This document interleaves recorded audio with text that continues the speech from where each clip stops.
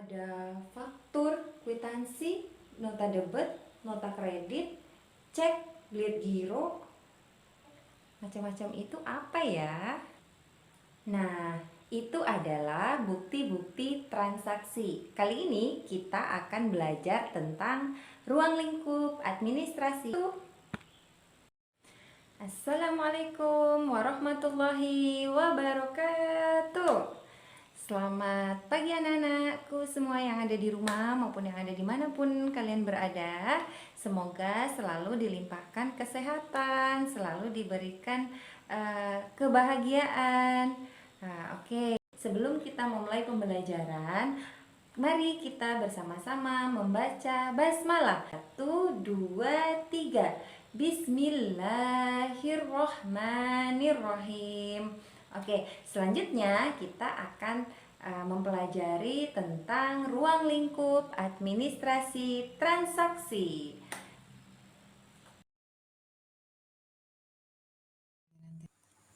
Oke, baik anak-anak, hari ini kita akan mempelajari tentang administrasi transaksi. Jadi, administrasi transaksi ini adalah salah satu elemen dari fase F, jurusan Bisnis Daring dan Pemasaran. Jadi, elemen administrasi transaksi itu ada pada mapel bisnis retail. Oke, selanjutnya coba kita perhatikan gambar berikut.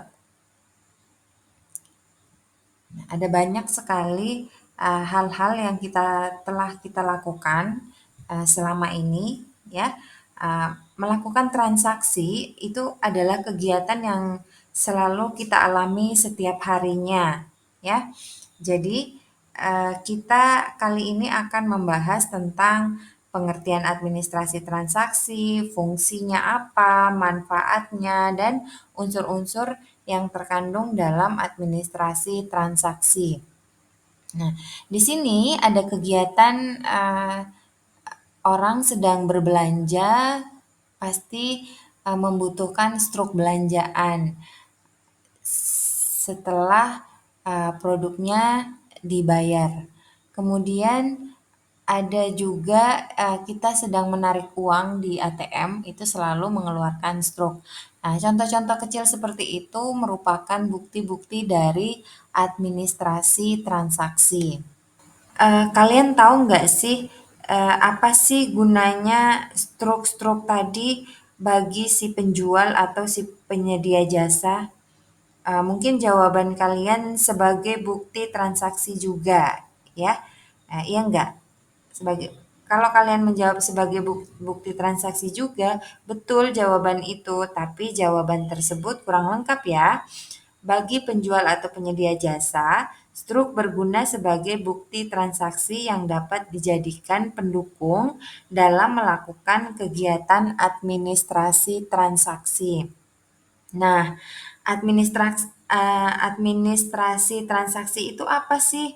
Apa itu administrasi transaksi? Oke, yuk kita bahas.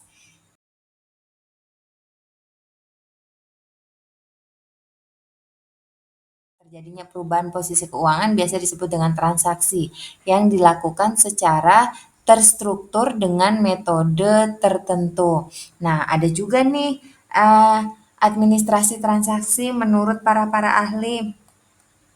Jadi, menurut George Terry, beliau menyampaikan bahwa administrasi transaksi itu adalah kegiatan pengendalian, pengorganisasian, dan perencanaan pekerjaan di kantor.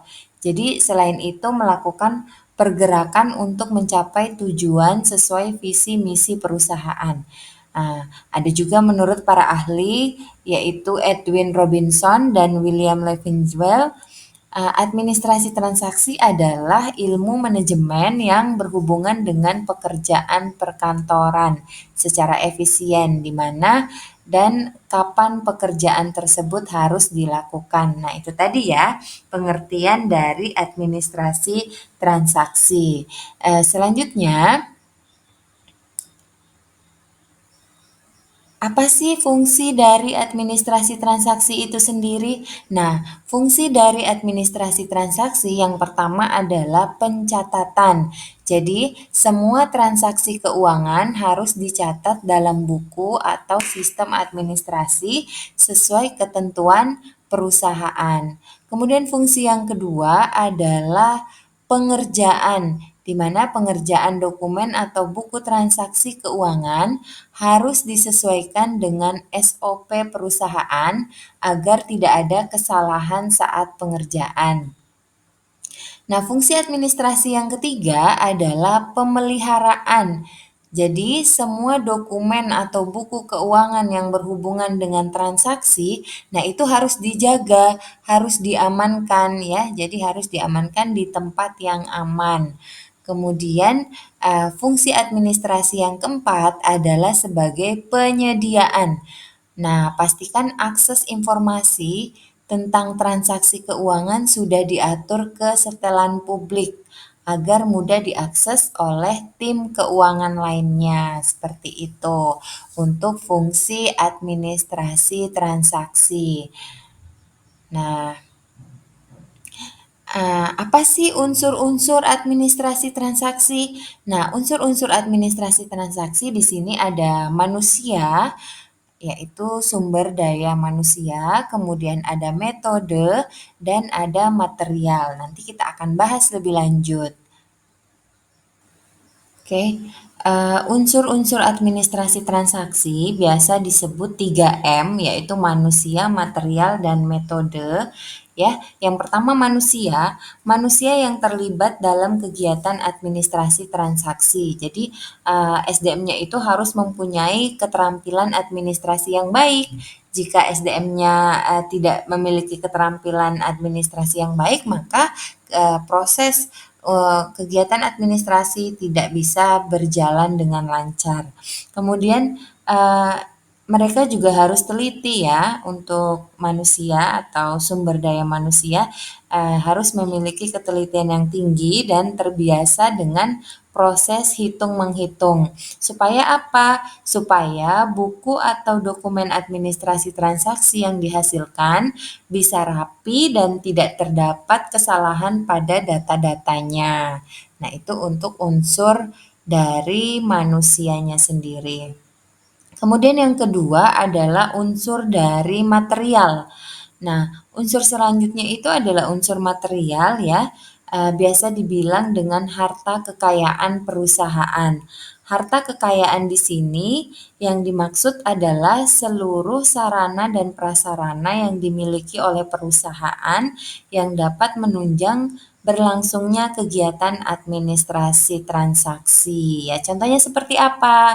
Contohnya seperti alat tulis, buku, map, komputer. Kalau di kegiatan di kasir itu seperti mesin kasir, e-pos, cash register, terus apa namanya? Banyak sekali ya mesin EDC ya, itu semua adalah material yang bisa digunakan dalam administrasi transaksi. Kemudian unsur yang ketiga ini adalah metode. Unsur metode ini merupakan unsur terakhir ya, atau unsur yang ketiga. Oke. Metode administrasi transaksi itu adalah cara tertentu yang dilakukan oleh perusahaan dalam melaksanakan kegiatan administrasi transaksi agar lebih terstruktur ya. Metode yang digunakan itu berbeda-beda ya, tergantung kebutuhan dan skala perusahaan. Jadi tiap perusahaan itu memiliki metodenya masing-masing. seperti itu. Nah, sekarang kalian jadi tahu kan kalau struk transaksi adalah hal yang sangat penting ya. Walaupun struk-struk tadi itu bikin dompet kalian tebal, ternyata struk itu sangat bermanfaat untuk si penjual atau juga si penyedia jasa. Eh, tapi sebagai pembeli ya, sebagai pembeli atau si penerima jasa, kamu juga boleh loh melakukan administrasi transaksi biar struk-struk yang kamu simpan nggak cuma nganggur di dompet aja tuh ya. Eee, Kalau untuk kamu ya, si pembeli atau penerima jasa, administrasi transaksi bisa membantu untuk melacak mana transaksi yang memang penting, mana transaksi yang nggak penting-penting amat gitu ya. Jadi untuk selanjutnya, kalian bisa mengurangi transaksi yang nggak penting supaya keuangan kamu bisa terkelola dengan lebih baik, itu.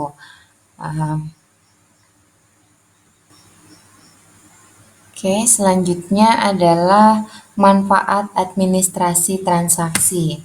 Nah, apa sih manfaat administrasi transaksi? Sebenarnya manfaat administrasi transaksi itu tidak jauh berbeda dengan fungsinya ya. Tadi di depan sudah Ibu sampaikan terkait fungsi administrasi transaksi. Nah, hanya saja untuk sebagian perusahaan merasa manfaat ini punya dampak jangka waktu yang panjang. Contoh nih ya, saat tim keuangan melakukan pencatatan administrasi transaksi di setiap bulannya, maka perusahaan akan punya dokumentasi transaksi bulanan yang telah disusun rapi dan terstruktur. Makanya saat rapat hasil penjualan dengan partner bermitra misalkan, nah perusahaan sudah punya data-data yang ingin dipresentasikan seperti itu. Selain itu juga perusahaan akan jauh lebih mudah saat menangani konsumen. Kalau konsumen tiba-tiba atau mendadak komplain, nah itu manfaatnya. Nah, di sini sudah saya rangkum ya, manfaat administrasi transaksi yang pertama adalah memperkecil risiko kehilangan barang, kemudian memudahkan dalam berhubungan dengan pihak luar. Yang ketiga, memudahkan pemilik perusahaan untuk melihat perkembangan bisnisnya. Untuk manfaat administrasi yang keempat adalah mempermudah pemberian layanan purna jual kepada konsumen. Nah, itu tadi ya manfaat administrasi transaksi. Selanjutnya, unsur-unsur administrasi. Nah, ini sudah dijelaskan di awal tadi ya, unsur-unsur administrasi yaitu manusia, metode, dan material. Oke, kita next saja.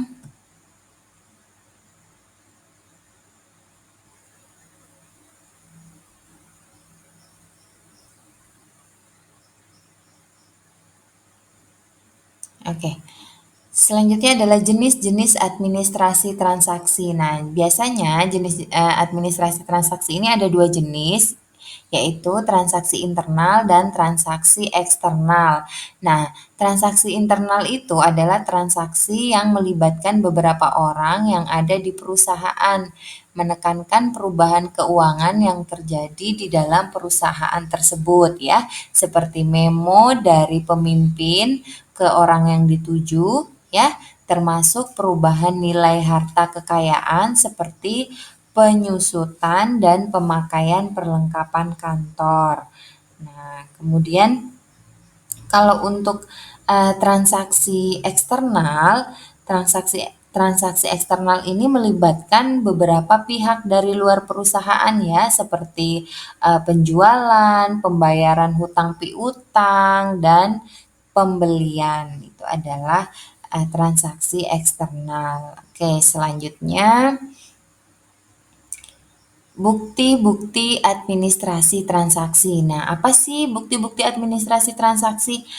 ternyata bukti-bukti administrasi transaksi ini sangat banyak sekali yang kita temui ya di kehidupan sehari-hari seperti invoice atau faktur ya, kemudian kwitansi, nota debit, nota kredit, cek, duit giro ya.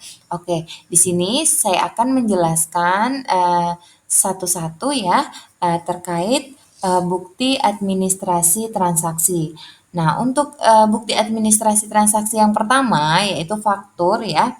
Nah, faktur itu apa? Faktur adalah perhitungan penjualan barang secara kredit dan dibuat oleh si penjual. Nantinya akan disampaikan ke pihak pembeli. Nah, cara pengerjaannya bagaimana? Cara pengerjaannya nanti dibuat dua rangkap faktur ini, yaitu dokumen asli untuk pihak si pembeli, kemudian sebagai bukti pembelian, sedangkan kopiannya untuk si penjual, yaitu sebagai bukti penjualan. Nah, ada beberapa informasi yang perlu dicatat ya terkait faktur. Itu ada nama beserta alamat penjual, nomor faktur, nama beserta alamat si pembeli, tanggal booking atau pemesanan ya, kemudian tanggal pengiriman barang, dan syarat pembayarannya nanti seperti apa. Itu adalah untuk bukti administrasi transaksi untuk faktur. Kemudian yang kedua, ada bukti kwitansi. Nah, bukti kwitansi ya, sebuah bukti kwitansi itu pernah lihat kwitansi kan ya? Kwitansi itu adalah transaksi pembayaran yang digunakan saat jual beli barang atau jasa. Ibu yakin semuanya sudah tahu seperti apa bentuk kwitansi. Ya, kwitansi ini dibuat lalu ditandatangani oleh orang yang menerima uang ya, si penjual ya, tentunya. Setelah itu diserahkan ke orang yang melakukan pembayaran yaitu si pembeli. Nah, kwitansi ini terdiri dari dua bagian, yaitu bagian pertama diberikan ke pembayar untuk bukti pencatatan pengeluaran. Kemudian bagian kedua atau bonggolnya kwitansi itu dijadikan sebagai bukti pencatatan penerimaan uang. Itu ya, bisa dipahami ya. Kemudian biasanya bukti penerimaan uang itu ditempelkan materai ya sesuai dengan undang-undang bea materai. Kalau pembayaran di atas 1 juta itu kalau dulu itu ditempelkan materai 3.000 kalau tidak salah. Tapi biasanya kalau kita belanja di toko-toko kecil gitu hanya menggunakan kwitansi biasa, tidak menggunakan materai seperti itu. Nah, untuk pengisian kwitansi Ibu rasa semuanya sudah paham ya terkait pengisian kwitansi itu biasanya nama orang yang menyerahkan uang, pembayar ya maksudnya atau pembeli, kemudian jumlah uang yang digunakan itu untuk pembayaran apa, tanggal penyerahan uangnya, dan nama orang dan tanda tangan dari si penerima uang. Itu untuk kwitansi. Kemudian selanjutnya adalah nota debit. Nota debit ini biasa disebut dengan debit memo ya. Nah, bukti transaksi nota debit ini terjadi saat ada pengurangan utang usaha sebab adanya pengembalian barang atau penurunan harga. Jadi nota debit itu dibuat langsung oleh si pembeli ya dan terdiri dari dua bagian.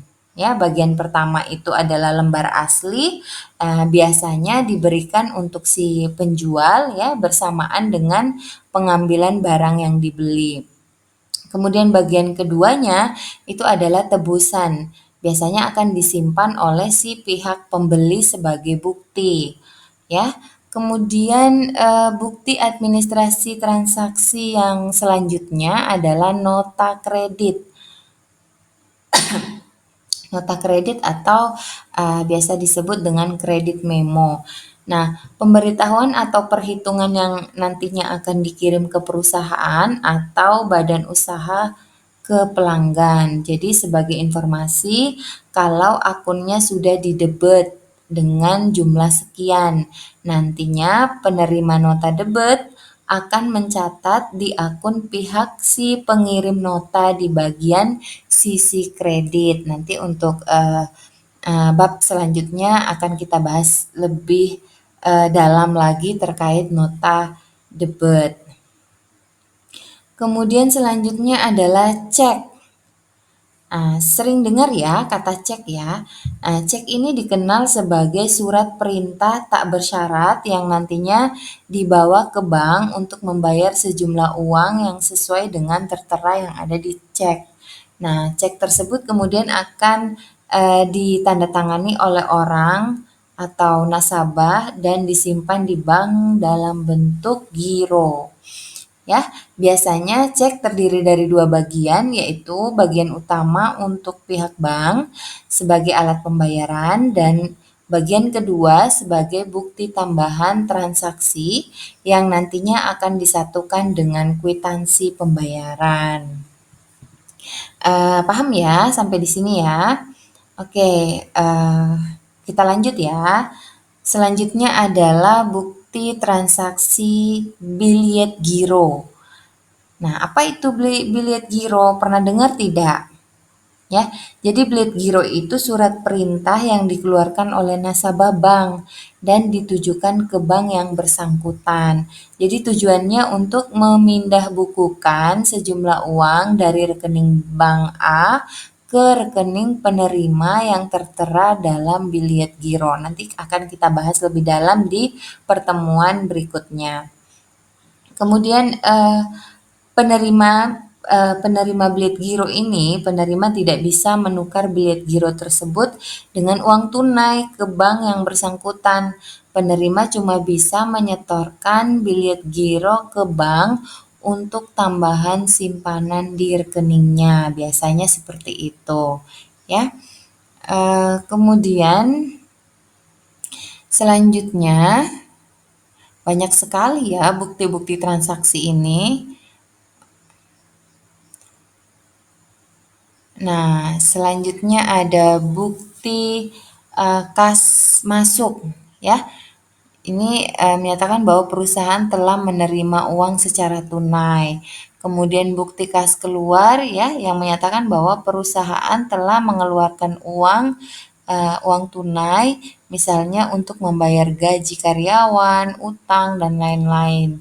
Kemudian untuk memo itu merupakan bukti pencatatan antar bagian atau manajer dengan bagi-bagi yang ada di lingkungan perusahaan. Nah, ada lagi bukti yang lain seperti bukti rekening koran ya. Pernah dengar rekening koran ya? Nah, rekening koran itu adalah bukti mutasi kas bank yang nantinya disusun oleh bank ya untuk seluruh nasabahnya, lalu digunakan untuk dasar penyesuaian pencatatan antara jumlah saldo kas menurut perusahaan dengan saldo kas menurut bank. Jadi kita biasanya punya tabungan begitu, kalau kita ingin mengecek sesuatu pasti kita meminta untuk mengeprint rekening koran seperti itu. Nah, kemudian bukti administrasi transaksi yang selanjutnya adalah bukti kas masuk dan keluar. Ya. Kemudian ada juga bukti setoran bank. Nah, bukti setoran bank ini jadi saat melakukan setoran bank, sebelumnya pengunjung diharuskan mengisi slip setoran yang telah disediakan oleh pihak bank biasanya ya. Nah, biasanya itu slip setoran ini biasanya diletakkan di meja-meja dekat pintu masuk bank. Ibu yakin semuanya pernah ke bank dan mungkin pernah membuka rekening misalkan atau menulis untuk mengirim uang ke saudara atau apapun kegiatannya pasti mungkin pernah ke bank kalau berurusan dengan uang ya. Oke.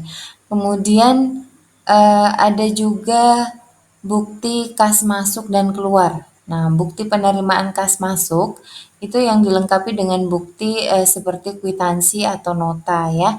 Jadi di dalam penjualan itu nanti kita akan mempelajari lebih dalam terkait nota, terkait faktur, terkait surat pesanan, surat penjualan ya, surat pesanan semua akan kita pelajari lebih lanjut di pertemuan berikutnya.